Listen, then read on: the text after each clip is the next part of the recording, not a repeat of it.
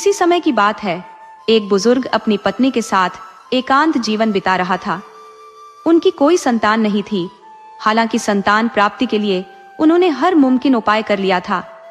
न जाने कितनी ही बार उन्होंने भगवान से दुआ की, फिर भी उनकी मनोकामना पूरी नहीं हुई। एक दिन बूढ़ा जंगल में मशरूम चुनने गया तो उसकी मुलाकात एक और बूढ़े से हो गई। उस अनजान बूढ़े ने मुस्कुराते हुए कहा, मुझे पता है तुम किस बारे में सोच रहे हो, तुम संतान की चाह में हो। फिर उसने सलाह दी, अपने गांव लौट जाओ और वहां हर घर से एक एक छोटा अंडा इकट्ठा करो। इन अंडों पर एक मुर्गी बिठा देना और देखना कि आगे क्या होता है। घर लौटते ही बूढ़े ने ठीक वैसा ही किया। 2 हफ्ते बाद दोनों ने अंडों को देखा तो पाया कि उनमें से कई बच्चे निकल आए थे। उनमें से 40 बच्चे तो तंदुरुस्त और हष्ट-पुष्ट थे, मगर एक थोड़ा कमजोर था। बूढ़े ने सभी बच्चों को नाम दे दिए, पर आखिरी वाले के लिए नाम का अभाव हो गया तो उसका नाम उसने जमोरी शैक रख दिया। वक्त की रफ्तार के साथ उनके ये बच्चे दिन प्रतिदिन नहीं बल्कि हर घंटे बढ़ने लगे। जल्दी ही वे जवान हो गए और अपने माता पिता की सहायता भी करने लगे। उनमें से 40 बच्चे तो खेत में काम करने जाया करते थे, जबकि जमोरी शैक घर पर ही रहता था। जब फसल काटने का समय आया तो 40 बच्चों ने भूसे के ढेर लगाना शुरू कर दिया और 1 हफ्ते में सारी फसल कट गई। सभी खेत से लौटे, थकी हारे लेट गए और जो कुछ भी उनके हिस्से का था खा पीकर सो गए। बूढ़े ने उनकी ओर देखते हुए कहा, छोटा और हरा दूर जाता है, गहरी नींद सोता है और काम अधूरा छोड़ता है।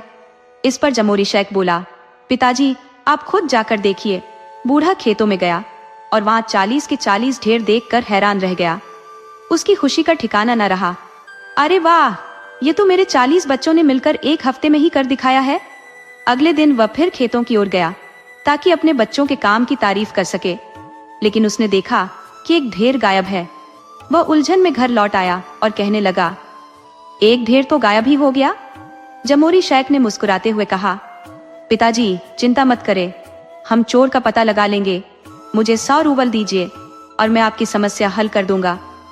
जमोरी शैक ने पिता से पैसे लेकर लोहार के पास जाकर कहा, मेरे लिए एक मजबूत जंजीर बना दो।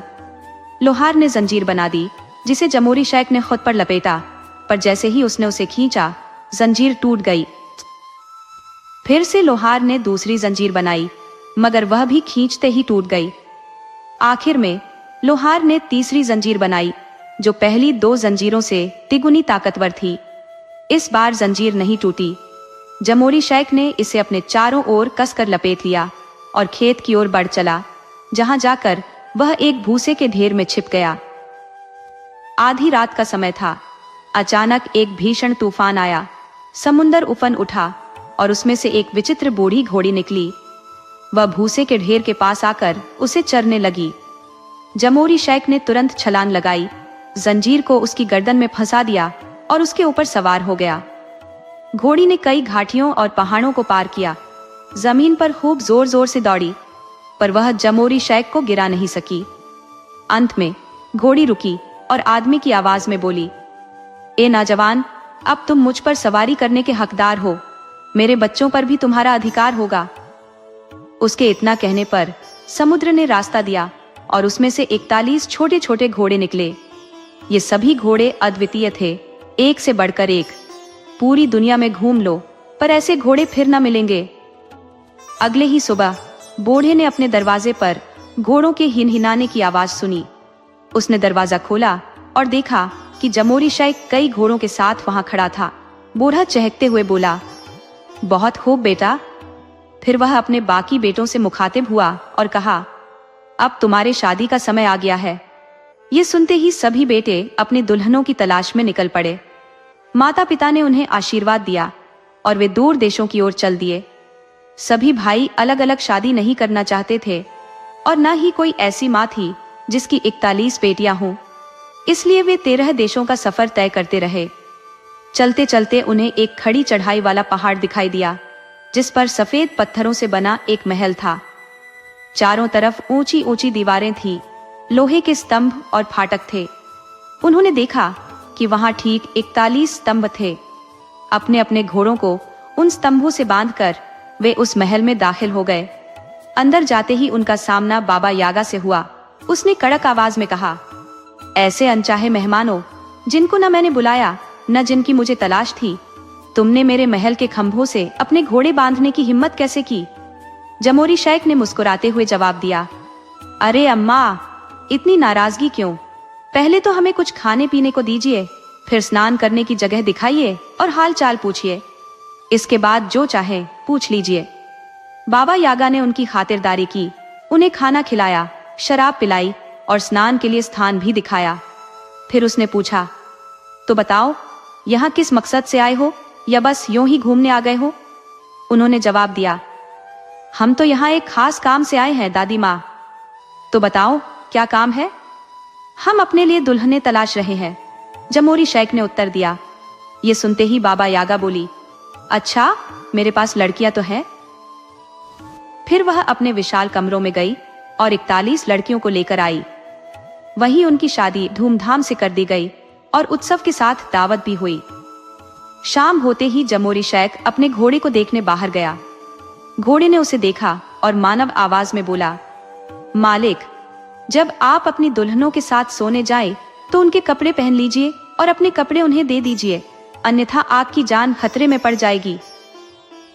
यह सुनकर जमोरी शेख ने अपने भाइयों को भी यह बात बता दी। रात होते ही सब अपने अपने बिस्तरों में चले गए, पर जमोरी शेख सतर्क रहा और जागता रहा। आधी रात को बाबा यागा ने ऊंची आवाज में आदेश दिया, मेरे वफादार नौकरों, जाओ और इन अनचाहे मेहमानों के सिर काट दो। उसके नौकरों ने दौड़कर उन लड़कियों को लड़के समझकर सबके सिर काट दिए। जमोरी शेख ने अपने भाइयों को जगाया और उन्हें पूरी घटना बताई। फिर वे सभी 41 लड़कियों के सिर अपने साथ लेकर खंभों पर टांग दिए और तुरंत घोड़ों पर सवार होकर वहां से निकल भागे। सुबह जब बाबा यागा उठी और खिड़की से बाहर झांका, तो खंभों पर कटे हुए सिर देख उसका गुस्सा 7वें आसमान पर पहुंच गया।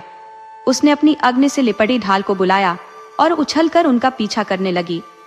वह चारों ओर अपनी जलती ढाल को घुमाती हुई चल रही थी, अपने रास्ते में आने वाली हर चीज को भस्म करती हुई।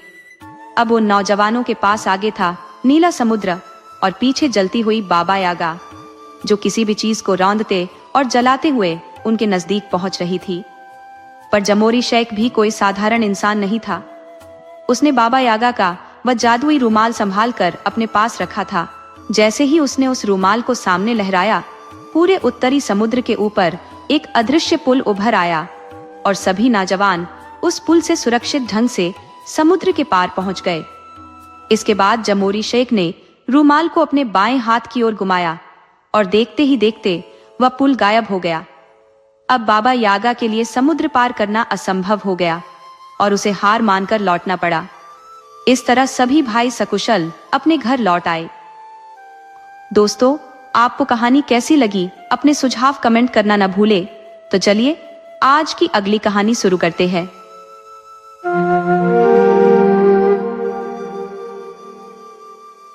किसी राज्य में एक झार और उनकी पत्नी झारित्सा रहते थे। उनके इकलौते पुत्र का नाम इवान जारेविच था। इस इवान जारेविच के पास एक विशिष्ट नौकर था, जिसका नाम था काटोमा ड्याडका, जो हमेशा ओक की टोपी पहने रहता था। समय बीतता गया और जब झार और जारित्सा वृद्ध और अशक्त हो गए, तब उन्हें महसूस हुआ कि अब उनकी सेहत शायद कभी नहीं सुधरेगी। इस भावना के साथ उन्होंने अपने बेटे को बुलाया और उससे कहा, बेटा, अगर हमारा अंत निकट है तो तुम्हें हमारे बाद काटोमा की हर बात माननी होगी। उसकी सलाह तुम्हें सुरक्षा और खुशी देगी। अगर तुम उसकी बात नहीं मानोगे तो तुम्हारा हश्र मक्खी की तरह हो सकता है। अगले ही दिन झार और झारित्सा ने इस दुनिया को अलविदा कह दिया। इवान ने उनके अंतिम संस्कार की विधि पूरी की और उनके कहे अनुसार काटोमा के मार्गदर्शन का आदर किया। समय के साथ जब इवान जारेविच की उम्र बढ़ी और उसमें विवाह की इच्छा प्रबल हुई, तो उसने काटोमा से अपनी मनोभावना प्रकट की। काटोमा, अकेले जीवन बिताना कठिन है, अब मैं विवाह करना चाहता हूँ। काटोमा ने गंभीरता से कहा, जारेविच, ये समय तुम्हारे लिए संगिनी खोजने का है।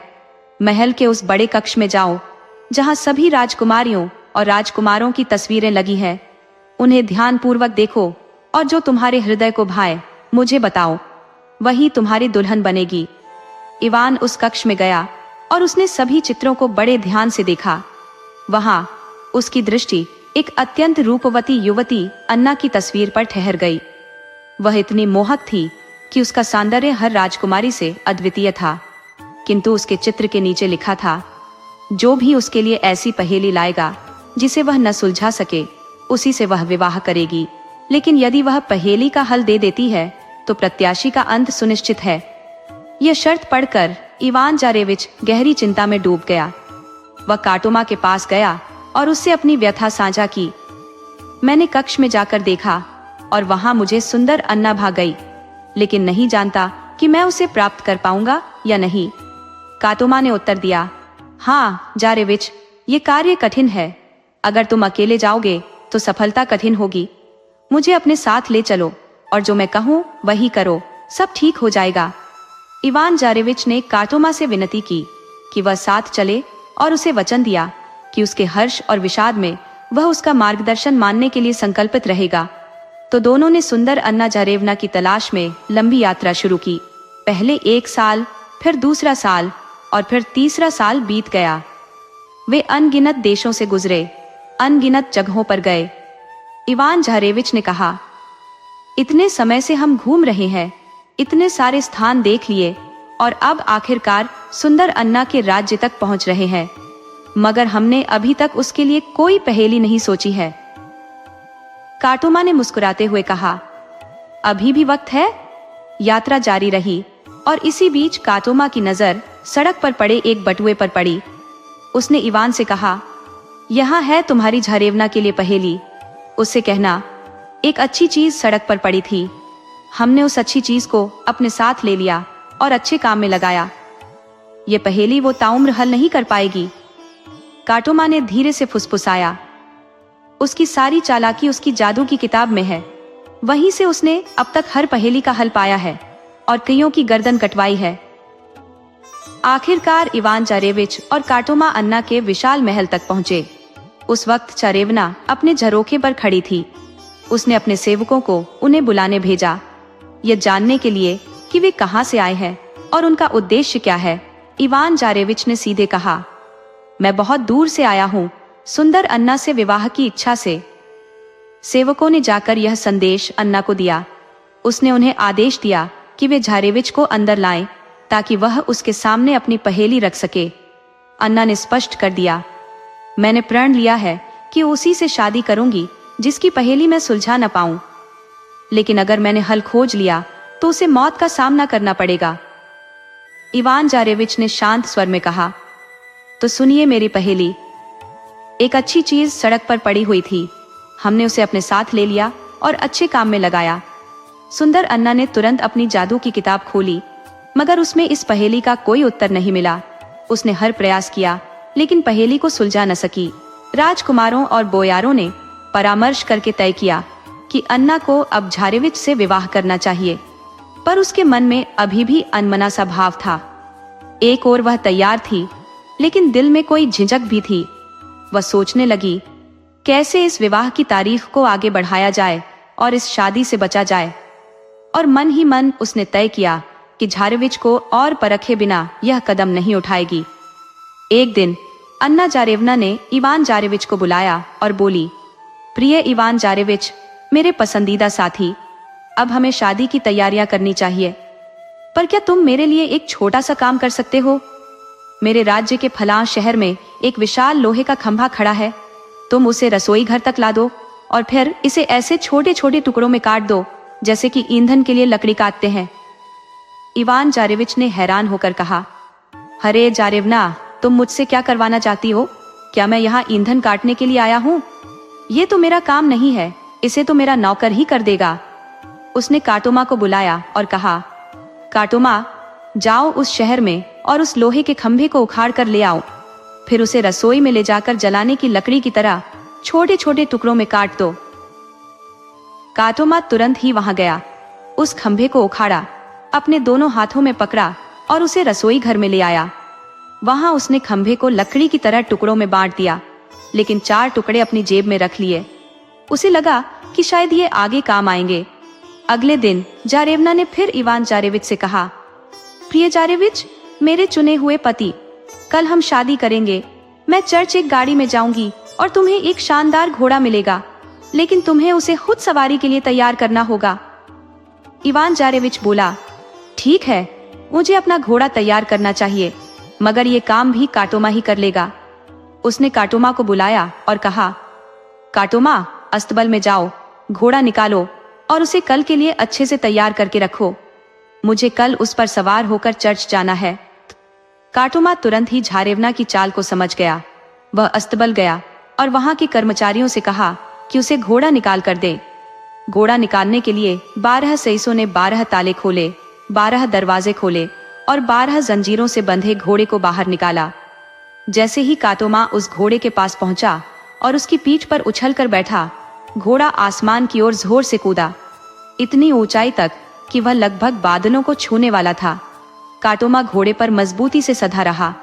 उसने एक हाथ से घोड़े की गर्दन के बाल पकड़े और दूसरे हाथ से अपनी जेब में से एक लोहे की तख्ती निकाली। उसने उसे घोड़े के दोनों कानों के बीच मारा। एक तख्ती टूट गई तो काटोमा ने तुरंत दूसरी निकाल ली और वही किया। उसकी दूसरी तख्ती टूट गई तो उसने तीसरी तख्ती निकाली और जब वह भी टूट गई तो चौथी तख्ती सामने रख ली। घोड़ा इन तख्तियों के बोझ से पूरी तरह थक चुका था। थकावट में वह मानो इंसान की आवाज में बोल पड़ा, काटोमा बाबा, रहम करो, थोड़ी जान बचने दो, मैं जमीन पर उतर जाऊंगा, फिर जो तुम कहोगे वही करूंगा। काटोमा ने हंसते हुए कहा, अरे ओ नीच जानवर, ध्यान से सुन, कल इवान जारेविच तुम्हारे ऊपर बैठकर चर्च में शादी करने जाएगा। जब नौकर तुम्हें बड़े आंगन में ले आए और जारेविच तुम्हारे पास आकर हाथ रखे, तब चुपचाप खड़े रहना, कान काटने की जरूरत नहीं। जब वह तुम्हारे ऊपर सवार हो जाए तब अपने खुरों को ऐसे जमीन में ढसा देना और खुद को इतना झुका लेना कि लगे जैसे तुम बहुत भारी बोझा उठा रहे हो। ये सुनकर घोड़ा थकान से जमीन पर गिर पड़ा। काटोमा, जो उसकी पूंछ के पास बैठा था, ने सईसों को बुलाया और कहा कि अब उसे अस्तबल में ले जाएं। अगले दिन चर्च जाने का समय आ गया। जारेवना की सजी धजी गाड़ी तैयार थी और इवान जारेविच को वह जादुई घोड़ा दिया गया जिस पर उसे चर्च जाना था। दूर दूर से आए राजकुमार और लोग उस दृश्य को देखने के लिए इकट्ठा हुए थे। सब सफेद पत्थर के महल से लेकर चर्च तक की यात्रा देखने को उत्सुक थे। जारेवना भी गाड़ी में बैठी इस बात का इंतजार कर रही थी कि जब जारेविच घोड़े पर बैठेगा तो क्या होगा। उसका ख्याल था कि जैसे ही इवान जारेविच घोड़े पर बैठेगा, घोड़ा उसे उछाल देगा और उसकी हड्डियां मैदान में बिखर जाएंगी। लेकिन इवान जारेविच घोड़े के पास आया, उसकी पीठ पर हाथ रखा और लोहे के छल्ले पर पैर रखकर चढ़ने लगा, पर घोड़ा बिल्कुल भी हिला नहीं, जैसे वह पत्थर का बना हो। उसने कान भी नहीं हिलाए। फिर जारेविच उस पर बैठ गया। फिर उसने अपने आगे के खुर धरती में धंसा दिए और सिर झुका लिया। उसकी 12 जंजीरें खोल दी गई। वह ऐसे खड़ा था जैसे उस पर भारी बोझ लदा हो। उसकी पीठ पर पसीना बहने लगा। जब इवान जारेविच उसे हाँकते हुए आगे बढ़ा तो वहां मौजूद लोगों ने कहा, वाह, कितना ताकतवर है जारेविच, कितनी ताकत है इसमें। ये देख सुंदर अन्ना जारेवना भी चकित रह गई। दूल्हा और दुल्हन चर्च पहुंचे और वहां उनकी शादी संपन्न हुई। उसने नौकरों को कहा कि काटोमा को घोड़े पर चढ़ा दें और इवान जारेविच को उसने रस्सी से अपनी गाड़ी के पीछे बांध लिया और अपने राज्य की ओर लौट पड़ी। बेचारा काटोमा अपने कटे हुए पैरों के साथ पेड़ के ठूंठ पर बैठकर जोर जोर से रोने लगा। विदा इवान जारेविच, मुझे भूलना मत। अब इवान जारेविच गाड़ी के पीछे उछलता कूदता चला जा रहा था। उसे एहसास हो गया था कि उसने भारी भूल कर दी है, पर अब पछतावे का कोई रास्ता नहीं था। जब अन्ना जारेवना अपने राज्य पहुंची तो इवान जारेविच का काम उसके पशुओं की देखभाल करना बन गया। हर सुबह वह गायों को खुले मैदान में ले जाता और हर शाम उन्हें वापस शाही बाड़े में छोड़ता। जारेवना महल के छज्जे पर बैठी नजर रखती कि कहीं उसकी कोई गाय खो न जाए। इवान जारेविच हर रोज गायों को गिनता और अंतिम गाय की पूंछ के नीचे एक चुंबन देता। गाय को भी इसका इंतजार रहता। वह दरवाजे पर रुककर पूंछ ऊपर उठा देती ताकि इवान उसे चूम सके और फिर बाड़े में प्रवेश कर सके। उधर काटोमा उसी पेड़ के ठूंठ पर बिना पानी और भोजन के दिन गुजारता रहा। उसे लगा कि भूख प्यास से वह वहीं मर जाएगा। उसी जंगल में एक घना कोना था जहाँ एक अंधा नाइट 91 रहता था। वो ताकतवर तो था पर देख नहीं सकता था। अपने घर से वह एक खास गंध फैलाता था जिससे जंगली जानवर खींचे चले आते और वह दौड़कर उन्हें पकड़ लेता था। फिर चाहे वह खरगोश हो या भालू, वह जानवरों से तेज भाग सकता था और उन्हें पकड़कर अपना भोजन बना लेता था। एक दिन एक लोमड़ी उस ओर आ निकली। नाइट ने उसकी आहट सुनी और उसका पीछा करने लगा। भागते भागते लोमड़ी उसी जगह जा पहुंची जहां काटोमा बैठा था। लोमड़ी मुड़ने ही वाली थी कि अंधा नाइट उसके पीछे पीछे वहां तक आ गया और पेड़ के ठूंठ से जा टकराया जिस पर काटोमा बैठा था। टक्कर इतनी जोर की थी कि ठूंठ उखड़ गया और काटोमा नीचे गिर पड़ा। काटोमा ने गुस्से से पूछा, कौन हो तुम? अंधा नाइट बोला, मैं अंधा नाइट हूँ। यहाँ इस जंगल में 3 साल से रहकर जंगली जानवरों का शिकार करता हूँ और उसी से अपना पेट भरता हूँ। मैं जानवर पकड़ सकता हूँ और आग पर खुद ही उसे भूनकर खा सकता हूँ, नहीं तो भूख से ही मर जाऊंगा। क्या तुम जन्म से अंधे हो? काटोमा ने पूछा। नहीं, अंधा बोला। सुंदर अन्ना ने मेरी आंखें निकाल ली। काटोमा ने ठंडी आह भरते हुए कहा, भाई मैं लूला हूं। सुंदर अन्ना ने मेरी दोनों टांगें काट डाली। दोनों ने ठान लिया कि वे साथ रहेंगे और एक दूसरे का सहारा बनेंगे। अंधी ने कहा, तुम मेरी पीठ पर बैठ जाओ और मुझे रास्ता दिखाते रहो। मैं अपनी टांगों से तुम्हारी मदद करूंगा और तुम अपनी आंखों से मेरा मार्गदर्शन करना। सो अंधे ने काटोमा को अपनी पीठ पर बिठा लिया और काटोमा निर्देश देता रहा, दाएं चलो, बाएं चलो, सीधे चलते रहो। वे कई दिन जंगल में साथ रहे और खरगोश, लोमड़ी, भालू पकड़कर अपना पेट भरते रहे। एक दिन काटोमा ने कहा, हम यहाँ अकेले क्यों रहे? मुझे किसी ने बताया है कि शहर में एक अमीर सौदागर है जिसकी एक बेटी है। कहते हैं कि वह गरीबों और अपाहिजों पर बड़ी दया करती है और उन्हें खुद अपने हाथों से दान देती है। अंधी ने तुरंत एक गाड़ी ली, काटोमा को उसमें बिठाया और शहर की ओर चल पड़ा। वे सौदागर के घर पहुंचे। सौदागर की बेटी ने खिड़की से बाहर देखा और दौड़कर दान देने आई। वह काटोमा के पास आकर बोली, इसे भगवान का आशीर्वाद समझकर रख लो। काटोमा ने दान लिया और उसका हाथ पकड़कर उसे गाड़ी में खींच लिया। फिर वह अंधे से बोला, चलो भाई। अंधा इतनी तेजी से भागा कि कोई घोड़ा भी उसे नहीं पकड़ सका। सौदागर की कोई कोशिश काम नहीं आई। दोनों ने उस लड़की को अपने जंगल के घर में लाकर कहा, हमारे साथ बहन की तरह रहो और घर की देखभाल करो। हमारे पास कोई खाना बनाने और सफाई करने वाला नहीं है। भगवान तुम्हें इसका फल देगा। सौदागर की बेटी उनके साथ रहने लगी। दोनों उसे अपनी बहन जैसा प्यार और इज्जत देने लगे। जब वे शिकार पर जाते तो बहन घर में अकेले रहकर सफाई, खाना बनाना और कपड़े धोने का काम करती। एक दिन पतली टांगों वाली बाबा यागा जंगल में उसके घर आई और उसका खून चूस कर चली गई। अब जब भी नाइट्स घर में नहीं होते, वह बूढ़ी औरत वहां आ जाती और लड़की का खून चूस जाती। इसका नतीजा ये हुआ कि लड़की धीरे धीरे कमजोर और पीली पड़ने लगी। अंधा नाइट तो देख नहीं सकता था, लेकिन काटोमा को कुछ गड़बड़ लगी। उसने अपने साथी से ये बात की और दोनों ने अपनी बहन से सवाल किया। बाबा यागा ने लड़की को धमकाया था कि किसी से कुछ न कहे, इसलिए वो डरी हुई थी और अपनी परेशानी बताने में असमर्थ रही। आखिरकार बार बार पूछने पर उसने सब कुछ बता ही दिया। हर बार जब आप लोग बाहर शिकार पर जाते हो, एक बहुत बुजुर्ग औरत यहाँ आती है। उसका चेहरा भयानक है, लंबे सफेद बाल हैं जो उसकी छाती तक लटकते रहते हैं। वह आकर मेरा खून चूस जाती है। अंधा नाइट सुनते ही बोला, मुझे यकीन है ये वही बाबा यागा होगी। इंतजार करो, हम भी उसी से उसकी तरह पेश आएंगे। कल हम शिकार पर नहीं जाएंगे, बल्कि हम उसे यहीं पकड़ने की योजना बनाएंगे। अगली सुबह दोनों ने ऐसा ही किया। अंधे ने काटोमा से कहा, तुम इस बेंच के नीचे छिप जाओ और बिल्कुल चुप रहो। मैं आंगन में रहूंगा और खिड़की के पास उसका इंतजार करूंगा। और तुम बहन, तुम यहाँ बैठो। जब वो आए और तुम उसके बालों में कंघी करो तो उसके कुछ बालों की छोटी बनाकर खिड़की से बांध देना। मैं उसके सफेद बालों से उसे पकड़ लूंगा। जैसा तय हुआ था वैसा ही हुआ। अंधी ने बाबा यागा को उसके लंबे सफेद बालों से पकड़ लिया और जोर से चिल्लाया, ओ काटो माँ, बाहर आओ और इस दुष्ट बूढ़िया को कसकर पकड़ लो।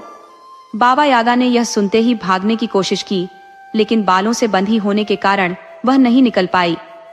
वह बुरी तरह से हिली डुली और चिल्लाई, पर सब बेकार रहा। काटोमा बेंच से बाहर निकल आया और उस पर गिर पड़ा, मानो लोहे का पहाड़ गिरा हो। उसने उसका गला घोंट दिया जब तक कि उसकी आंखों के आगे अंधेरा छा गया। फिर अंधा बाहर आया और बोला, चलो लकड़ियों का ढेर लगाते हैं और इस बाबा यागा को जलाकर उसकी राख चारों दिशाओं में उड़ा देते हैं। बाबा यागा उनसे गिड़गिड़ाने लगी, अरे मेरे बाप, मुझ पर रहम करो, मुझे माफ कर दो, मैं वही करूंगी जो तुम कहोगे।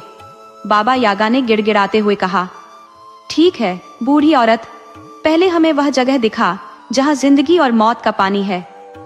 अगर तुम लोग मुझे नहीं मारोगे तो मैं तुम्हें वहां ले जाऊंगी, बाबा यागा ने जवाब दिया।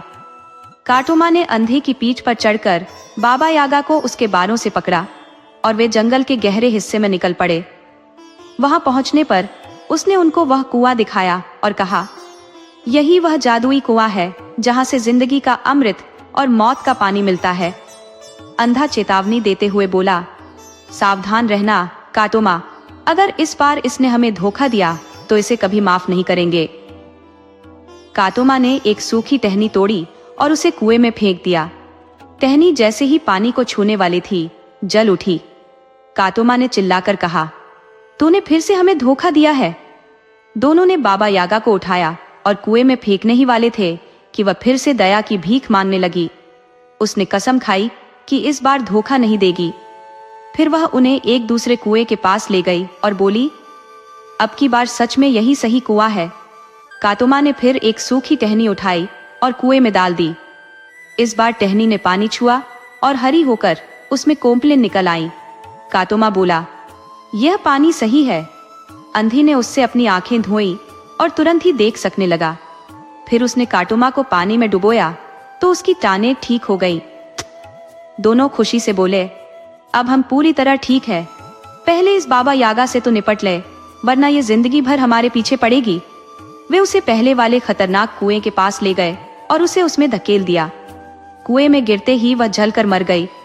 बाद में काटोमा ने सौदागर की बेटी से विवाह कर लिया और तीनों सुंदर अन्ना जारेविच के राज्य की ओर चल पड़े ताकि इवान जारेविच को छुड़ा सके। शहर में पहुंचकर उन्होंने इवान जारेविच की गायों के झुंड को देखा। काटोमा ने आवाज लगाई, अरे भाई, तुम ये गायें कहाँ ले जा रहे हो?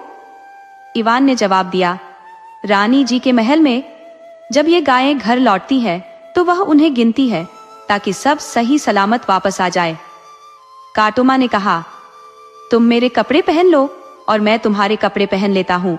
मैं इन गायों को महल तक हाँक कर ले जाऊंगा। इवान बोला, नहीं भाई, ऐसा नहीं हो सकता। अगर झरेवना को भनक लग गई तो सारी मुसीबत मुझे झेलनी पड़ेगी।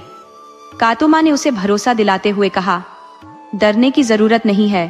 काटोमा तुम्हारी जमानत लेता है, तुम्हें कोई नुकसान नहीं होगा।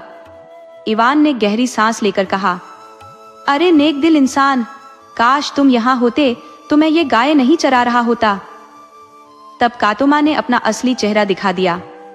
इवान जारेविच उसे देखते ही खुशी से गले लग गया और आंसू बहाते हुए बोला, मुझे तो उम्मीद ही नहीं थी कि तुमसे फिर मुलाकात होगी। इसके बाद दोनों ने अपने कपड़े बदल लिए और काटोमा गायों को लेकर शाही बाड़े की ओर बढ़ गया। इसी बीच सुंदर अन्ना जारेवना अपनी बालकनी में आई। उसने गायों को गिना और चरवाहे से कहा कि वे अपने अपने बाड़ों में जाएं। सारी गायें तो चली गईं, पर आखिरी गाय पीछे रुक गई। अपनी आदत के मुताबिक बाड़े में जाने से पहले उसने अपनी पूंछ उठाई। काटोमा ने झपट कर उसकी पूंछ पकड़ी और गुस्से में बोला, ओ बदमाश जानवर, तू क्यों रुक गई? काटोमा ने इतनी जोर से खींचा कि गाय की खाल ही उसके हाथ में आ गई। ये देखते ही झरेवना चिल्ला उठी, यह बदतमीज चरवाहा क्या कर रहा है? इसे पकड़कर मेरे पास लाओ। नौकरों ने उसे पकड़कर झरेवना के सामने पेश किया। जारेवना ने गौर किया कि यह तो इवान जारेविच नहीं है और पूछा, तुम कौन हो? काटोमा ने उत्तर दिया, मैं वही काटोमा हूँ जिसकी टांगें तुमने कटवा दी थी और कट्टे पेड़ के तने पर छोड़ दिया था। ये सुनते ही झरेवना को एहसास हुआ कि अगर इसकी टांगें वापस आ सकती हैं तो ये किसी से बदला लेने में सक्षम है? उसने काटोमा और इवान जारेविच से माफी मांगी और अपने किए पर पछताने लगी। उसने कसम खाई कि वह हमेशा इवान को प्रेम करेगी और उसका सम्मान रखेगी। इवान जारेविच ने उसे माफ कर दिया और वे सब शांति से रहने लगे। वह अंधा नाइट भी उनके साथ रहा, लेकिन काटोमा अपनी पत्नी के साथ अपने पिता के घर लौट गया और वहीं बस गया। दोस्तों, आपको कहानी कैसी लगी? अपने सुझाव कमेंट करना न भूले। तो चलिए आज की अगली कहानी शुरू करते हैं।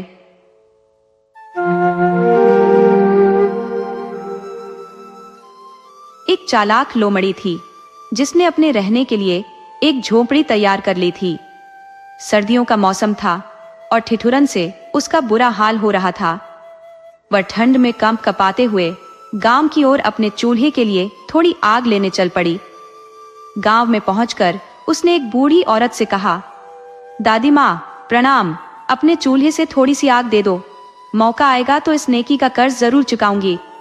बुढ़िया मुस्कुराई और बोली, लोमड़ी बहन, पहले थोड़ा सुस्ता लो और आग सेक लो, तब तक मैं खसखस की कचौड़ियां बना लेती हूँ। बुढ़िया ताजा कचौड़ियां बनाकर उन्हें मेज पर रखती जा रही थी। लोमड़ी ने उन गर्मागर्म कचौड़ियों पर नजर गड़ाई और एक बड़ी सी कचौड़ी चुपचाप उठा ली। फिर उसने चतुराई से खसखस के बीज निकालकर खा लिए और अंदर भूसा भर दिया। इसके बाद वह वहां से तेजी से निकल पड़ी। रास्ते में उसकी मुलाकात कुछ चरवाहे लड़कों से हुई जो गायों का झुंड नदी की ओर ले जा रहे थे। नमस्ते छोकरों, उसने कहा। नमस्ते लोमड़ी दीदी, उन्होंने उत्तर दिया। ये कचौड़ी लो और बदले में एक बछड़ा दे दो, उसने कहा। लड़के मान गए, लेकिन उसने हिदायत दी, इसे तभी खाना जब मैं यहाँ से दूर चली जाऊं। सौदा तय हो गया। लोमड़ी ने बछड़े की रस्सी थामी और जंगल की ओर दौड़ पड़ी। लड़के जब कचौड़ी खाने लगे तो देखा कि उसमें सिर्फ भूसा भरा था। इधर लोमड़ी अपनी झोपड़ी पर पहुंची और पेड़ काटकर बर्फ पर चलने वाली स्लेज तैयार कर ली। बछड़े को उसमें जोता और निकल पड़ी। तभी एक भेड़िया वहां से गुजर रहा था। नमस्ते लोमड़ी बहन, भेड़िए ने कहा। नमस्ते भेड़िए भाई, उसने जवाब दिया। अरे, ये बछड़े वाली स्लेज कहाँ से पाई? भेड़िए ने हैरानी से पूछा। मैंने खुद बनाई है, लोमड़ी ने गर्व से कहा। मुझे भी अपने स्लेज पर बैठा लो, भेड़िया बोला। कहाँ बिठाऊं तुम्हें? तुम तो मेरी गाड़ी ही तोड़ दोगे, लोमड़ी ने शंका जताई। नहीं नहीं, मैं सिर्फ एक पैर रखूंगा, भेड़िए ने भरोसा दिलाया। ठीक है, एक पैर रख लो, लोमड़ी ने अनुमति दी। थोड़ी दूर चलने के बाद भेड़िए ने फिर पूछा, लोमड़ी बहन, क्या दूसरा पैर भी रख सकता हूँ?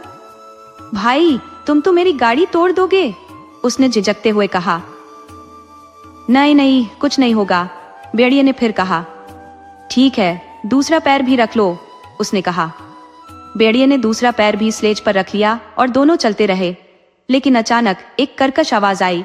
भाई, तुम तो मेरी स्लेज तोड़ी दे रहे हो। नहीं लोमड़ी बहन, मैं बस दांतों से अखरोट फोड़ रहा हूँ, भेड़िया बोला। अरे भाई, जरा संभल कर रखना, लोमड़ी ने चेताया और दोनों आगे बढ़ने लगे। थोड़ी देर बाद भेड़िया फिर बोला, लोमड़ी बहन, क्या मैं एक और पैर भी रख लूं? अरे, अब कहाँ पैर रखोगे, गाड़ी टूट जाएगी, फिर मैं लकड़ी कैसे ढोऊंगी? कुछ नहीं होगा बहन, गाड़ी बिल्कुल सही रहेगी, भेड़िया डिठाई से बोला। ठीक है, रख लो पैर, लोमड़ी ने न चाहते हुए भी इजाजत दे दी। जैसे ही भेड़िए ने तीसरा पैर रखा, एक जोर की चरचराहट गूंजी। हाय, बस, अब तुम उतरो, मेरी गाड़ी को तोड़कर चूर कर डालोगे, लोमड़ी गुस्से से बोली। अरे बहन, तुम नाहक फिक्र करती हो, देखो मैंने तो बस अखरोट ही फोड़ा है, भेड़िया हंसकर बोला। तो एक मुझे भी दे दो ना, लोमड़ी ने कहा। अरे बहन, अब तो आखिरी बचा था, खत्म हो गया, भेड़िए ने कहा। दोनों फिर थोड़ी दूर और चलते रहे। थोड़ी देर बाद भेड़िया कहने लगा, लोमड़ी बहन, मुझे अब इस गाड़ी पर बैठ ही जाने दो। तुम बैठोगे कहा? पहले ही मेरी गाड़ी चरमरा रही है, अब क्या सच में उसे चकनाचूर करोगे? लोमड़ी ने झुंझलाते हुए कहा। मैं बस हल्के से बैठूंगा, भेड़िए ने विनती की। ठीक है, तुम ही जानो, लोमड़ी ने हार मानते हुए कहा। बस फिर क्या था, भेड़िया जैसे ही बैठा, गाड़ी चरमराकर बिखर गई। लोमड़ी ने गुस्से में उसे खूब खरी खोटी सुनाई। जब उसका गुस्सा थोड़ा ठंडा हुआ तो बोली, जाओ, जंगल से लकड़ी लाकर नई स्लेज के लिए इंतजाम करो, और हाँ, पेड़ काट कर लाना न भूलना। अरे बहन, पेड़ कैसे काटूं? मुझे तो ये भी नहीं पता कि स्लेज के लिए कैसी लकड़ी चाहिए, भेड़िए ने मासूमियत से कहा। हद है, गाड़ी तोड़नी खूब आती है और लकड़ी लाने की अक्ल कहाँ गई? लोमड़ी ने उसे डांटते हुए कहा। फिर थोड़ी देर उसे कोसती रही और आखिर में बोली, ठीक है, सुनो, जंगल में जाकर ये कहना, कट कर गिर जाए पेड़, सीधा पेड़, टेढ़ा पेड़, कट कर गिर जाए पेड़, सीधा पेड़, टेढ़ा पेड़। बस खुद ही लकड़ी का इंतजाम हो जाएगा। भेड़िया जंगल पहुंचा और वहीं लोमड़ी की बताई बातें दोहराने लगा। कट कर गिर जाए पेड़, टेढ़ा पेड़, टेढ़ा पेड़, कट कर गिर जाए पेड़, टेढ़ा पेड़, टेढ़ा पेड़। पेड़ गिरा, पर वह एकदम टेढ़ा मेढ़ा निकला, जिसकी टहनियों से न तो स्लेज बनती और न ही कोई मजबूत पटरी। जब भेड़िया ये पेड़ उठाकर वापस लाया तो उसे देखते ही लोमड़ी का पारा चढ़ गया। उसने गुस्से में भेड़िए को खूब खरी खोटी सुनाई और बोली, अरे अक्ल के दुश्मन, जैसा मैंने कहा था वैसे क्यों नहीं दोहराया? तुम्हारे चक्कर में मेरी सारी मेहनत मिट्टी में मिल गई। लोमड़ी बहन, मैंने तो वहीं खड़े होकर वहीं दोहराया था, कट कर गिर जाए पेड़, टेढ़ा पेड़, टेढ़ा पेड़। लोमड़ी ने लंबी सांस ली। मैं पहले ही समझ गई थी, तुम तो बिल्कुल बुद्धू निकले। फिर उसने कहा, ठीक है, तुम यहीं बैठो, मैं खुद जाकर लकड़ी काट लाती हूँ। ये कहकर लोमड़ी जंगल की ओर चल दी। वहीं बैठे बैठे भेड़िए को भूख लगने लगी। उसने लोमड़ी के घर को छान मारा, लेकिन खाने को कुछ न मिला। आखिरकार उसके दिमाग में एक खुराफाती विचार आया, क्यों न बछड़े को ही मारकर पेट भर लिया जाए और फिर वहां से खिसक लिया जाए। भेड़िए ने बछड़े के शरीर में एक छोटा सा सुराख बनाया और धीरे धीरे उसे अंदर से खाकर खोखला कर दिया। फिर उस खाली जगह में गौरैयों को भरकर ऊपर से फूस से ढक दिया और खुद वहां से गायब हो गया। जब लोमड़ी घर लौटी, उसने नई स्लेज बनाई और बछड़े के पास जाकर कहा, चलो बछड़े चलो। लेकिन बछड़ा अपनी जगह से हिला ही नहीं। गुस्से में आकर लोमड़ी ने उसे चाबुक मारा और चाबुक लगते ही एक बड़ा सा गुच्छा बाहर आ गिरा। फुर फुर करके गौरैया उड़ गई। अरे शैतान, ठहर, मैं तुझे सबक सिखाती हूँ, लोमड़ी गुस्से में बोली। वह थोड़ी देर बाद सड़क पर जाकर लेट गई। तभी मछेरे अपनी गाड़ी में मछलियां लादे वहां से गुजरे।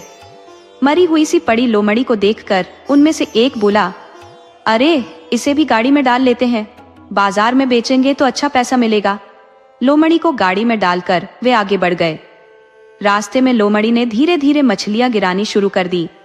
काफी मछलियां फेंकने के बाद वह खुद भी गाड़ी से कूद गई और सभी मछलियां बटोर कर उनका ढेर बनाकर खाने बैठ गई। तभी भेड़िया वहां आ पहुंचा। नमस्ते लोमड़ी बहन। नमस्ते भेड़िए भाई, लोमड़ी ने जवाब दिया। लोमड़ी बहन, यहाँ क्या कर रही हो? भेड़िए ने उत्सुकता से पूछा। क्या देख नहीं रहे, मछलियां खा रही हो, लोमड़ी बोली। मुझे भी कुछ दो ना, भेड़िए ने गिड़गिड़ाया। जाकर खुद मछलियां पकड़ लो, लोमड़ी ने मुस्कुराते हुए कहा। लेकिन मुझे तो मछलियां पकड़ना आता नहीं, भेड़िए ने मायूस होकर कहा। तो मैं क्या करूं, मैं तो एक टुकड़ा भी न दूंगी, लोमड़ी ने तीखे स्वर में कहा। भेड़िए ने गुजारिश की, अच्छा मछलियां पकड़ना सिखा दो। लोमड़ी ने मन ही मन सोचा, रुक जरा, तूने मेरा बछड़ा मारा, अब मैं तुझे मजा चखाती हूँ। फिर उसने कहा, नदी पर जाओ, वहां जो पानी निकालने के लिए बड़ा सा सुराख बना है, उसमें अपनी पूंछ लटका दो और वहां बैठ जाओ। भेड़िया अपनी दुम हिलाते हुए लोमड़ी के बताए मंत्र को दोहराने लगा। छोटी बड़ी मछलियां आए, मेरी दुम में फंसती जाए, छोटी बड़ी मछलियां आए, मेरी दुम में फंसती जाए। लोमड़ी ने मन ही मन मुस्कुराते हुए भेड़िए की बेवकूफी पर चुटकी ली और फुसफुसाते हुए बोली, अरे वाह, खूब समझदारी दिखाई तुमने, अब तो मछलियां खुद ही फंस जाएंगी। जल्दबाजी में भेड़िया नदी के पास पहुंचा और ठंड से जमी बर्फ में एक छोटा सुराख खोजा। फिर अपनी दुम को उसमें लटकाकर संतुष्टि से बैठ गया। वह लोमड़ी के सिखाए मंत्र को मस्ती से बार बार दोहराता रहा। छोटी बड़ी मछलियां आई, मेरी दुम में फंसती जाए। उधर सरकंडों के पीछे छिपी लोमड़ी अपनी चाल पर खुश हो रही थी और धीरे से रट लगा रही थी। ढम ढम ढम, भेड़िए की दुम जाए जम जम जम। सर्दी इतनी कड़ी थी कि भेड़िए की दुम भी धीरे धीरे जमने लगी। मछलियों को पकड़ने के लालच में भेड़िया मंत्र दोहराए जा रहा था, मगर लोमड़ी की चाल ने उसे फंसा लिया था। पानी ठोस बर्फ में बदल चुका था और भेड़िए की दुम उसमें पूरी तरह अटक गई। लोमड़ी तेजी से गांव की ओर दौड़ी और ऊंची आवाज में चिल्लाई, अरे लोगो, भेड़िया आया रे, जल्दी आओ और पकड़ो उसे। गांव के लोग लाठियां, बल्लम और कुल्हाड़े लेकर दौड़ते हुए नदी की ओर पहुंचे और भेड़िए को घेर लिया।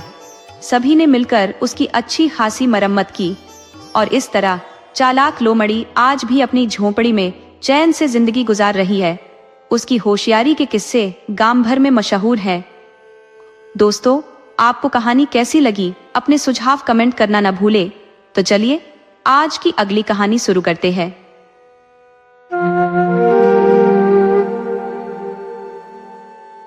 बहुत समय पहले की बात है। एक बुढ़ा और उसकी बूढ़ी पत्नी रहती थी। एक बार बुढ़ा मेला देखने गया और वहां से एक बकरी खरीद लाया। बकरी लेकर वह घर लौटा और अगले दिन सुबह अपने बड़े बेटे को उसे चराने भेजा। बेटा दिन भर बकरी को चरागाह में घुमाता रहा और शाम ढलने उसे लेकर घर की ओर बढ़ा। घर के करीब पहुंचा तो देखता है कि बाड़े के फाटक पर वही बुढ़ा लाल लाल जूते पहने खड़ा है। उसने बकरी से सवाल किया, ओ बकरी, तूने कुछ खाया पिया? बकरी ने जवाब दिया, नहीं बाबा, न मैंने कुछ खाया न पिया। पेड़ के पास उछलते कूदते पहुंची तो एक पत्ती झट से चबा ली। चलते चलते एक सरोवर मिला तो बस एक बूंद पी। खाने को बस यही मिला, पीने को बस यही मिला। बुढ़ा ये सुनकर क्रोधित हुआ कि बेटे ने बकरी की देखभाल ठीक से नहीं की। उसने आव देखा न ताव और बेटे को घर से बाहर निकाल दिया। दूसरे दिन बुढ़े ने छोटे बेटे को बकरी चराने भेजा। वह भी दिन भर बकरी को चराता रहा और शाम को घर लौटा। जैसे ही वह बाड़े के फाटक पर पहुंचा, वहां लाल लाल जूते पहने बुढ़ा खड़ा था। उसने फिर वही सवाल दोहराया, ओ बकरी, तूने कुछ खाया पिया? बकरी ने वही पुरानी कहानी दोहराई, नहीं बाबा, न मैंने कुछ खाया न पिया। उछलते कूदते जब पास के पेड़ तक पहुंची तो एक पत्ती मुंह में डाल ली। चलते चलते एक सरोवर मिला तो एक बूंद पी। बस यही मिला खाने पीने को। बुढ़ा गुस्से से भड़क उठा और छोटे बेटे को भी घर से निकाल दिया। तीसरे दिन बुढ़ा अपनी पत्नी को बकरी चराने भेजता है। बूढ़ी दिन भर बकरी को संभाल कर घर लौटी। बाड़े के फाटक पर पहुंचते ही वही लाल लाल जूते पहने बुढ़ा खड़ा था। उसने फिर बकरी से वही सवाल किया, ओ बकरी, तूने कुछ खाया पिया? बकरी ने फिर वही जवाब दिया, नहीं बाबा, न मैंने कुछ खाया न पिया। पेड़ के पास उछलते कूदते एक पत्ती खाई और चलते चलते सरोवर की एक बूंद पी। बस यही था खाने पीने को। बुढ़ा गुस्से में पत्नी को भी घर से निकाल दिया। चौथे दिन बुढ़ा खुद बकरी को चराने निकल पड़ा। दिन भर बकरी को चराने के बाद शाम को घर की ओर चला और जैसे ही बाड़े के फाटक पर पहुंचा, अपने लाल लाल जूते पहने वहीं ठहर गया। बूढ़े ने पूछा, हरी बकरी, तूने कुछ खाया पिया कि बस यूं ही घूमती रही?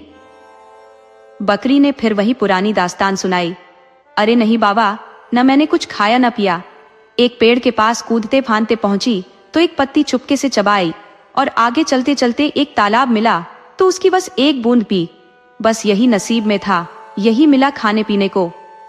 ये सुनते ही बूढ़ा गुस्से से तमतमा उठा। वह सीधा लोहार के पास पहुंचा, छुरी को धारदार करवाया और घर लौटकर बकरी को मारने की ठान ली। लेकिन बकरी ने मौका पाते ही रस्सी तोड़ी और जंगल की ओर भाग खड़ी हुई। जंगल में उसे एक खरगोश की झोंपड़ी दिखाई दी। बकरी फटाफट अंदर जाकर अलाव घर की ऊपरी जगह पर छिपकर बैठ गई। थोड़ी ही देर में खरगोश अपनी झोंपड़ी में लौटा और उसे आभास हुआ कि कोई उसकी झोंपड़ी में छिपा हुआ है। वह आवाज देकर पूछने लगा, अरे भाई, कौन है वहां? अलाव घर के ऊपर बैठी बकरी ने गरज कर जवाब दिया, मैं हूं नक्को बकरी, नक्को बकरी। खाल है मेरी उधड़ी उधड़ी, उल्टा सीधा मेरा काम, 3 टके है मेरा दाम। दुम हिलाकर करूं धमाल, तुम्हें रुलाऊं मैं बेहाल। रौंद रौंद कर, कुचल कुचल कर, सींग मार मार के करूं हलाल। लड़ना झगड़ना है मेरा काम, तुम्हारा अंत है मेरे नाम। खरगोश यह सुनकर सहम गया और दौड़ते हुए झोंपड़ी से बाहर निकल आया। वह एक पेड़ के नीचे बैठा सुबक रहा था कि तभी वहां से भालू गुजरा। उसने खरगोश को रोते देख पूछा, अरे खरगोश, क्यों रो रहा है?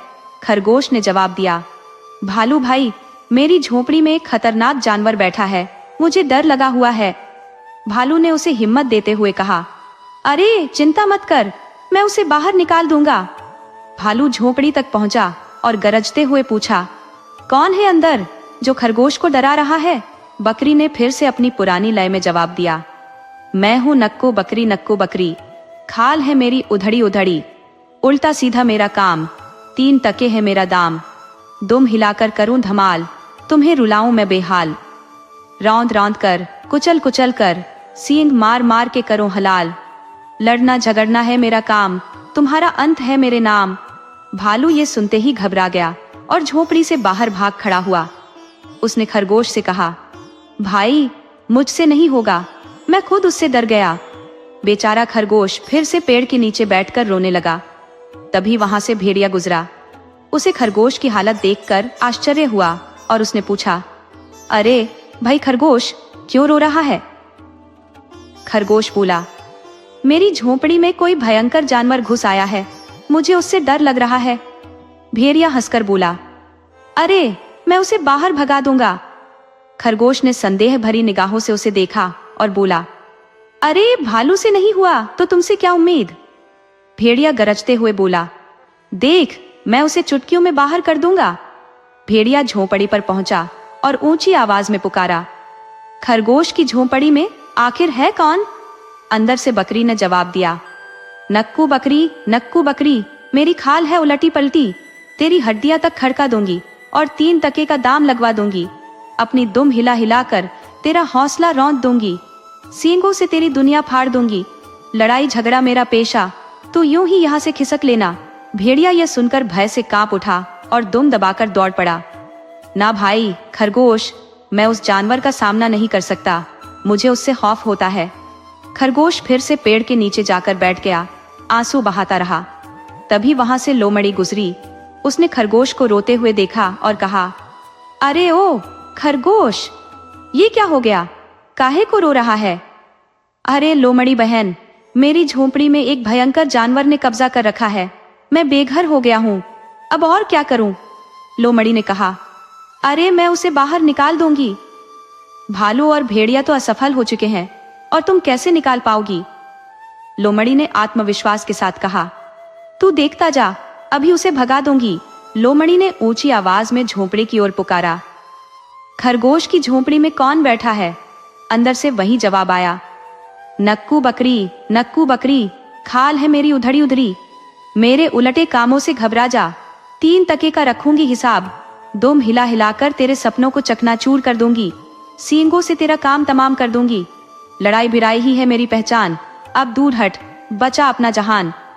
लोमड़ी भी ये सुनकर सिहर उठी और वहां से भाग खड़ी हुई। मुझे माफ कर खरगोश, मैं तेरा साथ नहीं दे सकती। बेचारा खरगोश फिर पेड़ के नीचे जाकर सिसकने लगा। तभी वहां से एक केकड़ा सरकता हुआ आया और उसने पूछा, अरे खरगोश भाई, ये क्या हाल बना रखा है? भाई केकड़े, मेरी झोपड़ी में एक डरावना जानवर बैठा है, मैं क्या करूं? केकड़े ने दृढ़ता से कहा, चल मैं देखता हूं उसे कैसे निकालूं। भालू, भेड़िया और लोमड़ी सब हार चुके हैं, तुम्हारा क्या हाल होगा? खरगोश ने संदेह से कहा। केकड़ा मुस्कुराया, तू बस देखता जा। केकड़ा धीरे धीरे झोपड़ी के अंदर सरक गया और ऊंची आवाज में बोला, खरगोश की झोपड़ी में आखिर है कौन? नक्कू बकरी, मेरी खाल है उधड़ी उधड़ी, सीधे सादे काम मेरे बस के नहीं, 3 टके की मेरी कीमत लगी है कहीं, दुम को लहरा कर तुझे करूंगी मजबूर, रौंद रौंद कर करूंगी तेरा हाल बेकसूर, सींगों से तेरा सब कुछ करूंगी बेकार, लड़ाई मेरी फितरत, इससे ही करूं वार, तू हो जाएगा पराजित और खत्म होगा तेरा विचार। पर केकड़ा तस से मस नहीं हुआ। वो शांति से अपनी चाल चलता धीरे धीरे अलाव घर की छत पर पहुंच गया।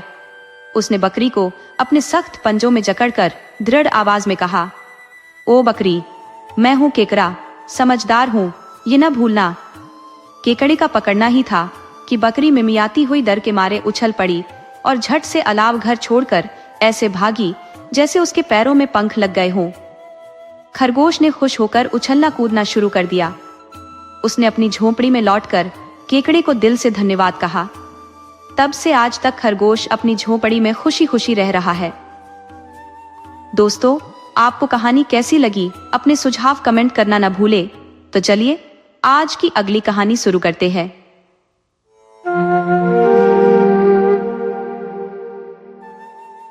किसी समय की बात है, बिल्ला और मुर्गा एक ही घर में रहते थे और गहरे मित्र थे। दोनों एक दूसरे के प्रति बड़ा स्नेह रखते थे और इसी प्रकार अपने दिन शांति और आनंद में गुजारते थे। एक दिन बिल्ला जंगल से लकड़ी लाने निकला। जाने से पहले उसने मुर्गे से कहा, सुनो भाई, अलाव घर के ऊपर बैठे रहना, रोटी खाते रहना और घर में किसी को घुसने न देना। अगर कोई दरवाजा खटखटाए या तुम्हें बुलाए तो बाहर मत निकलना। मुझे लकड़ी लाने के लिए जंगल जाना है। ठीक है, मुर्गा बोला। बिल्ला जैसे ही घर से निकला, मुर्गे ने दरवाजा बंद कर लिया। थोड़ी ही देर बाद एक चालाक लोमड़ी वहां आ पहुंची। उसे मुर्गों का बड़ा शौक था। उसने मुर्गे को पुकारा, मुर्गे मुर्गे बाहर आ, मुझसे न तू डर खा, तेरे लिए दाना पानी लाई हूँ, तुझे चुगाने आई हूँ, जल्दी दरवाजा खोल नहीं तो खिड़की दूंगी तोड़। मुर्गे ने जवाब दिया, बिल्ला भाई दूर गया है, कुकड़ों को मैं नहीं खोलता दरवाजा, कुकड़ों को। ये सुनते ही लोमड़ी ने घर की खिड़की तोड़ दी, मुर्गे को दबोच लिया और उसे लेकर चल दी। मुर्गा अपने दोस्त बिल्ले को पुकारने लगा, दुखी होकर गाने लगा, बिल्ले भाई मुझे बचाओ, लोमड़ी के पंजे से छुड़ाओ, वह मुझे लिए जा रही है पार, हरी घाटियों के उस पार, ऊंचे पर्वतों के पार, लहरों के पार। बिल्ले भाई आओ आओ, आकर मेरी जान बचाओ। बिल्ले ने अपने मित्र की पुकार सुनी और दौड़कर आया। लोमड़ी से मुर्गे को छुड़ा लिया। घर लाकर उसने फिर से मुर्गे को समझाया, सुनो, अगर लोमड़ी आए तो चुप रहना और उसे कोई जवाब मत देना। इस बार मैं और दूर जा रहा हूं। बिल्ला फिर जंगल की ओर चल पड़ा। उधर लोमड़ी इसी ताक में थी कि कब बिल्ला दूर जाए और वह मुर्गे को फुसला सके। वह फिर भागती हुई खिड़की के पास आई और मीठे लहजे में मुर्गे को बुलाया, मुर्गे मुर्गे बाहर आ, मुझसे कभी न तू घबरा, दाना पानी लाई हूं साथ, तुझे चुगाने आई हूं आज, जल्दी दरवाजा खोल नहीं तो खिड़की दूंगी तोड़।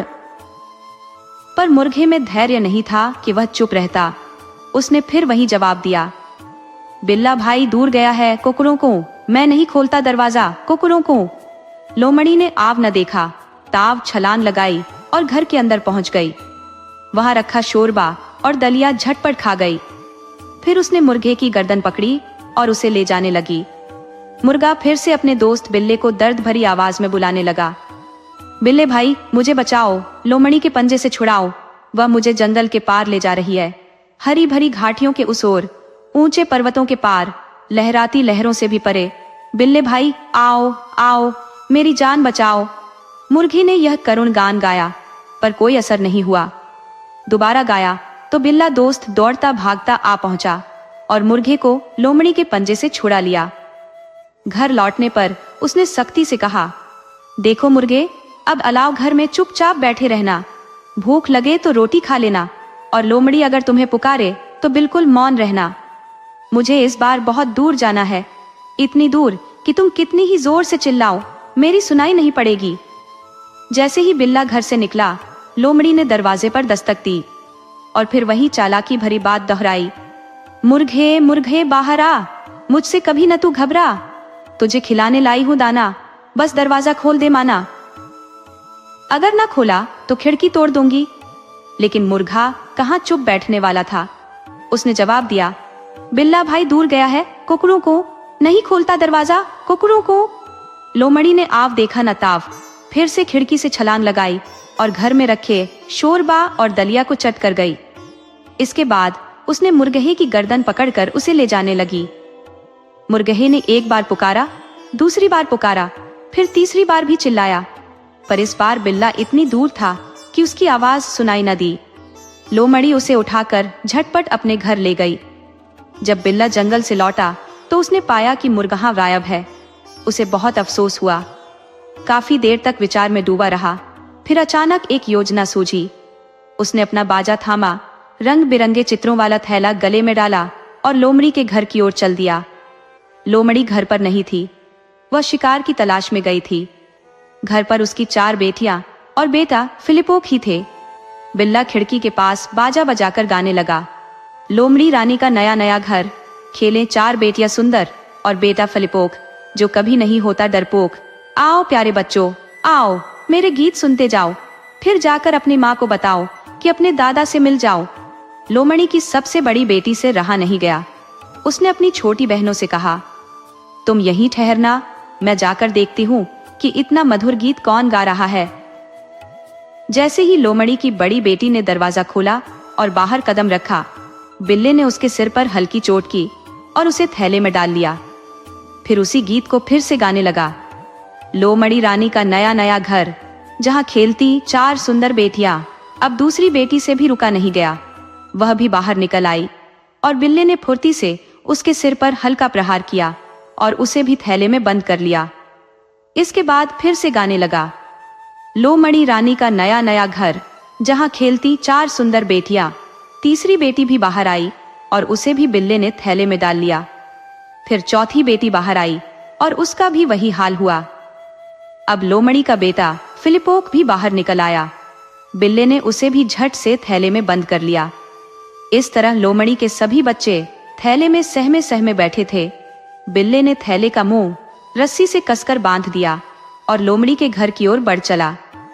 वहां पहुंचकर बिल्ली ने देखा कि उसका मित्र मुर्गा थककर निढाल पड़ा है। उसके पंख बिखरे हुए हैं और एक टांग काट दी गई है। चूल्हे पर एक बर्तन में पानी खौल रहा है, जिसमें उसे पकाने की तैयारी थी। बिल्ली ने मुर्गे की दुम पकड़कर हिलाते हुए कहा, मुर्गे भाई जागो, उठो और अपनी चाल दिखाओ। मुर्गा जैसे तैसे उठ खड़ा हुआ और एक टांग पर खड़ा होकर बांध देना चाहा, और उसकी हालत खराब थी। एक टांग तो थी ही नहीं। तब बिल्ली ने किसी तरह मुर्गे की टांग पहले वाली जगह पर जोड़ दी, उसके बिखरे पंख ठीक कर दिए और उसे थोड़ा संभाल दिया। इसके बाद दोनों ने मिलकर लोमड़ी के घर का सारा खाना पीना निपटा दिया और बर्तन वगैरह सब तोड़ दिए। बिल्ली ने थैले में कैद लोमड़ी के बच्चों को छोड़ दिया और दोनों खुशी खुशी अपने घर की ओर लौट गए। बस तभी से वे खुशी खुशी जी रहे हैं, आराम से रोटियां खाते हैं और मुर्गा अब बिल्ली की बात मानता है। आखिर इस मुसीबत ने उसे अक्ल सिखा दी है।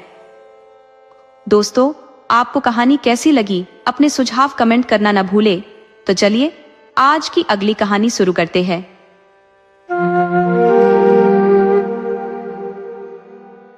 एक दिन चटपट लोमड़ी को मीठा खाने की बड़ी तलब लगी। हरदम मांस ही खाते खाते वह ऊब चुकी थी और इस बार उसे कुछ स्वादिष्ट मीठा चाहिए था। क्यों ना मधुमक्खियों के छत्ते से थोड़ा सा शहद चुरा लूं, उसने सोचा और बाग की ओर निकल पड़ी।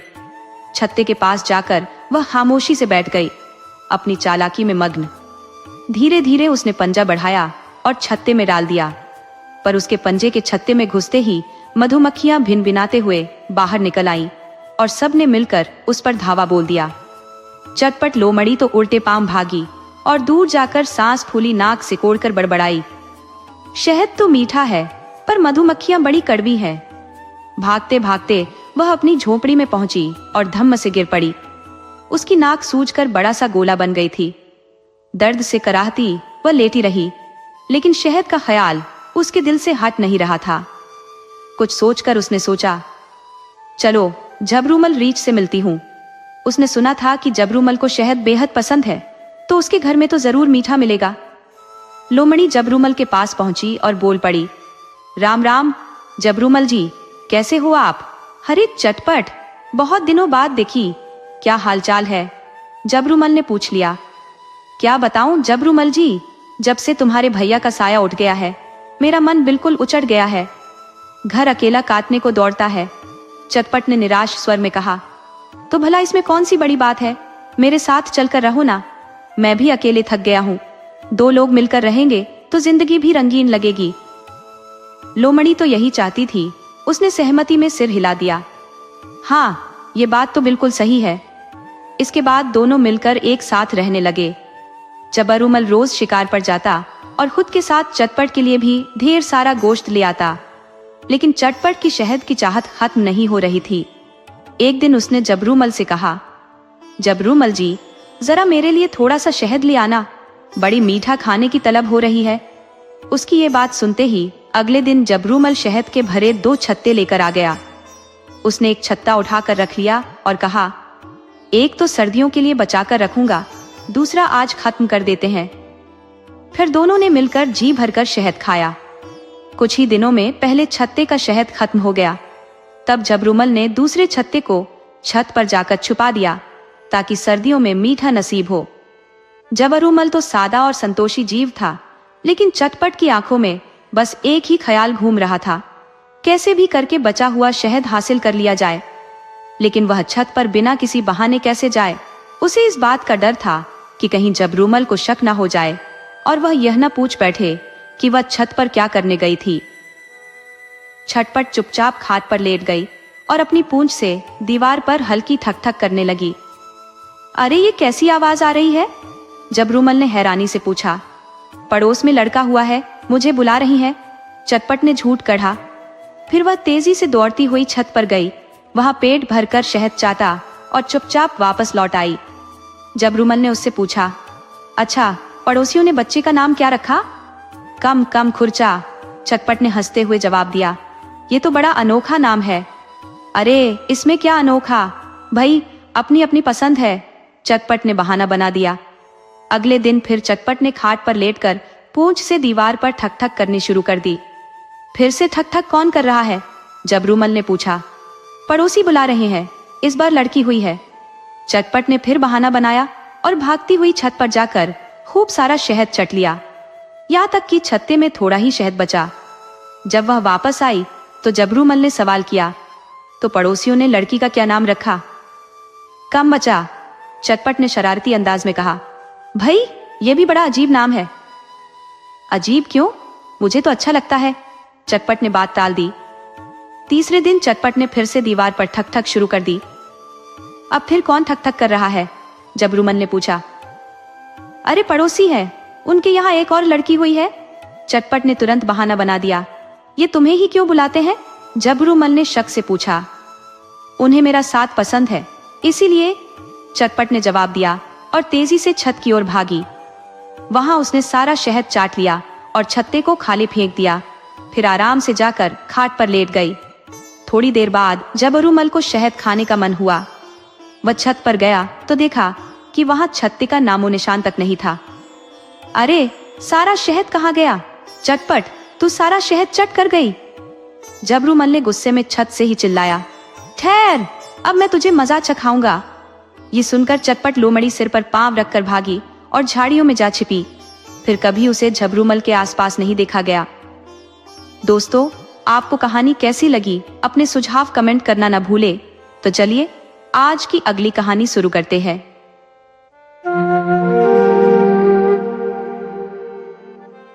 किस्सा बहुत पुराना है।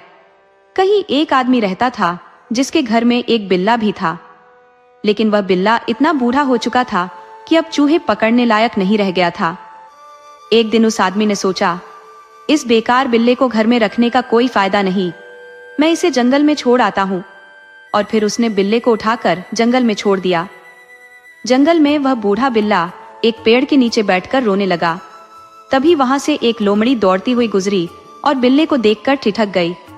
तुम कौन हो? लोमड़ी ने पूछा। बिल्ला गुस्से में अपने बाल खड़े करते हुए बोला, फूफू, मेरा नाम मिस्टर बिल्ला है। लोमड़ी ने जैसे ही इस मिस्टर बिल्ला की शख्सियत को देखा, उसकी खुशी का ठिकाना नहीं रहा। उसने जल्दी से एक प्रस्ताव रखा। मिस्टर बिल्ला, क्या आप मुझसे शादी करेंगे? मैं आपकी योग्य पत्नी बनकर आपका हर काम करूंगी, खाना बनाकर खिलाऊंगी। बिल्ला मुस्कुराया और बोला, ठीक है, मुझे तुम्हारा प्रस्ताव मंजूर है। और फिर दोनों साथ साथ रहने लगे। लोमड़ी ने बिल्ले की बहुत सेवा की, कभी मुर्गी पकड़ लाती तो कभी कोई छोटा जानवर। खुद चाहे भूखी रह जाती, लेकिन बिल्ले का पेट हमेशा भरती। एक दिन एक खरगोश लोमड़ी के पास आया और बोला, लोमड़ी, मैं तुमसे सगाई करना चाहता हूँ, जल्दी ही रस्म लेकर आऊंगा। लोमड़ी ने तपाक से जवाब दिया, नहीं, मेरे घर में मिस्टर बिल्ला है, अगर यहाँ आए तो वह तुम्हें फाड़कर टुकड़े टुकड़े कर देंगे। उसी वक्त बिल्ला बाहर आ गया। उसके सारे बाल खड़े थे और उसने भयंकर आवाज में फू फू की गर्जना की। बेचारा खरगोश डर के मारे भाग खड़ा हुआ। जंगल में जाकर उसने भेड़िए, भालू और जंगली सुअर से बिल्ले की खौफनाक शख्सियत का हाल सुनाया कि किस तरह वह अपनी जान बचाकर वहां से भाग निकला। फिर उन सब ने एक योजना बनाई, क्यों न बिल्ले और लोमड़ी को एक दावत पर बुलाकर खुश किया जाए। सभी ने मिलकर मेहमान बिल्ले के स्वागत के लिए तरह तरह के पकवान तय किए। भेड़िया बोला, मैं मांस का इंतजाम करूंगा ताकि बढ़िया शोरबा बनाया जा सके। जंगली सुअर बोला, मैं चुकंदर और आलू लाऊंगा। भालू ने कहा, भाइयों, मैं स्वादिष्ट शहद लेकर आऊंगा। और खरगोश पत्ता गोभी लाने के लिए दौड़ पड़ा। इस तरह सबने मिलकर खाना पकाया। मेज पर शानदार तरीके से परोस दिया गया। और अब बात उठी कि लोमड़ी और मिस्टर बिल्ला को दावत पर बुलाने कौन जाएगा। भालू बोला, मैं तो भारी भरकम हूँ, थोड़ी दूर चलते ही थक कर बैठ जाऊंगा। जंगली सुअर ने कहा, मेरी चाल इतनी धीमी है कि पहुंचने में जाने कितना वक्त लग जाएगा। भेड़िया कहने लगा, मैं बूढ़ा हूँ और मेरी सुनने की ताकत भी कम हो चली है। आखिर में मजबूरी में खरगोश को ही बुलावा देने जाना पड़ा। खरगोश फुर्ती से लोमड़ी के घर की तरफ भागा और वहां पहुंचकर खिड़की पर 3 बार दस्तक दी। ठक ठक ठक। लोमड़ी बाहर निकली और देखा कि खरगोश अपने पिछले पंजों पर खड़ा है। उसने पूछा, कहो क्या काम है? खरगोश बोला, भेड़िए, भालू, जंगली सुअर और मेरी तरफ से आपको ये निमंत्रण है कि आप और मिस्टर बिल्ला आज हमारी दावत में तशरीफ लाएं। इतना कहकर खरगोश वापस लौट आया। जैसे ही पहुंचा, भालू ने पूछा, अरे ये तो बताना भूल न गए कि चम्मच भी साथ ले आए। खरगोश ने माथा पीटते हुए कहा, अरे ये तो सचमुच भूल गया, और तुरंत वापस लोमड़ी के घर गया। उसने फिर से खिड़की खटखटाई और कहा, दावत पर आते वक्त चम्मच लाना न भूलिएगा। लोमड़ी ने जवाब दिया, अच्छा समझ गई, नहीं भूलूंगी। फिर लोमड़ी ने बढ़िया कपड़े पहने और मिस्टर बिल्ला का हाथ पकड़कर दावत की तरफ चल पड़ी। मिस्टर बिल्ले ने फिर अपने बाल खड़े कर लिए और फू फू की आवाज में फुफकारने लगा। उसकी आंखें ऐसे चमक रही थी मानो 2 जलते हुए हरी बल्ब हो। उसे इस तरह देख भेड़िया डर से झाड़ी के पीछे जा छिपा। जंगली सुअर खाने की मेज के नीचे दुबक गया। भालू किसी तरह पेड़ पर चढ़ गया और खरगोश अपनी मांद में घुस गया। मेज पर परोसे गए मांस की खुशबू सूंघते ही बिल्ला उधर झपटा और म्याऊं म्याऊं करने लगा। बाकी जानवरों को लगा जैसे वह कह रहा हो, कम है और दो। सभी बोले, वाह, बड़ा भूखा मेहमान है, इतना सब कुछ कम पड़ गया इसे। मिस्टर बिल्ले ने जमकर खाया, अच्छे से पिया और फिर वहीं मेज पर खर्राटे लेते हुए सो गया। उधर मेज के नीचे छिपे जंगली सुअर की दुम हिल रही थी। बिल्ले को यह देखकर लगा जैसे कोई चूहा है। फुर्ती से उधर लपका, पर जब झांक कर देखा तो जंगली सुअर बैठा हुआ था। डर के मारे बिल्ला सीधा पेड़ पर चढ़ गया जहां पहले से ही भालू बैठा हुआ था। भालू ने सोचा कि बिल्ला उस पर हमला करने आ रहा है तो वह और ऊपर चढ़ने लगा। तभी ऊपर की डाल चटकी और भालू धड़ाम से नीचे आ गिरा। नीचे गिरते ही वह उस झाड़ी पर आ पड़ा जहां भेड़िया छिपा था। भेड़िए ने समझा कि अब उसकी खैर नहीं और जान बचाने के लिए वहां से दौड़ गया। भालू और भेड़िया ऐसे दौड़े कि खरगोश भी उनका साथ न दे सका। इस बीच बिल्ले ने दोबारा मेज पर चढ़कर मांस और शहद पर जमकर हाथ साफ किया। इस तरह मिस्टर बिल्ले और लोमड़ी ने मिलकर सारा खाना खत्म कर डाला और तृप्त होकर अपने घर लौट गए। जब भेड़िया, भालू, जंगली सुअर और खरगोश वापस वहां पहुंचे तो हक्के बक्के रह गए। सबने हैरानी से कहा, अरे ये कैसा जीव है, इतना छोटा और पेट ऐसा बड़ा कि मानो हम सबको ही खा जाएगा।